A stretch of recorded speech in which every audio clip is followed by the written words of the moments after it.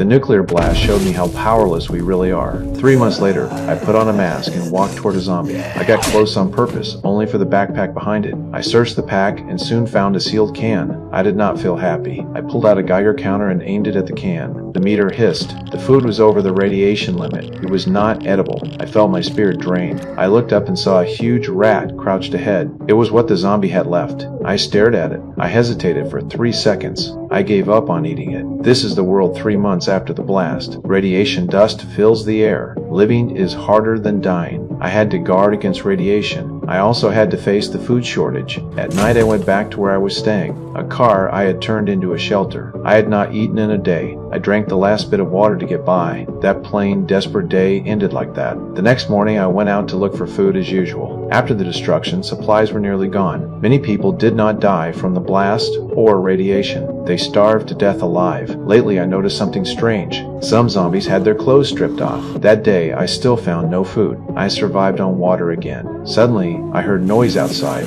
I lifted the curtain. There were 3 zombies out there. Then 3 figures rushed at them. I slammed the curtain down. I grabbed my handgun and aimed at the door. In this apocalypse, humans can be worse than zombies. I would not expose myself. Luckily, those people did not realize someone was inside the car. On the 3rd day, I stepped out of the car. The zombies from last night were still there. Their clothes were gone. It turned out those people had been stripping the zombies. I could not understand their purpose. Killing the zombies used up a lot of my energy. I was so hungry I could barely stand. I went back to the place I found the can. The can was radioactive and could not be eaten. The only thing left to eat was the rat carcass. By the fire, I broke down. How did the world become this? I had to chew on a rat to survive. Then I heard footsteps behind me. I turned. A zombie was slowly coming closer. I did not move. I had had enough of days like this. As it came closer, a gunshot rang out. 3 riders on horses appeared behind me, carrying guns. I stayed cautious with strangers. The first one who came up to me took a photo. I said they were the ones stripping the zombies. They did not answer. One of them reached out to take me. My chest tightened and I ran. I tripped and passed out. When I woke up, 2 people in protective suits were taking off my pants. I tried to fight back, but days without food left me powerless. They rinsed me with a hose. They even helped clean my body. Everything felt eerily wrong. Outside, more people in protective suits stood guard. This looked like some mysterious organization. They gave me clean clothes. 2 people escorted me into an elevator. I was full of questions inside. I had been living like death out there. They had water, power, and plenty of weapons. The elevator doors opened.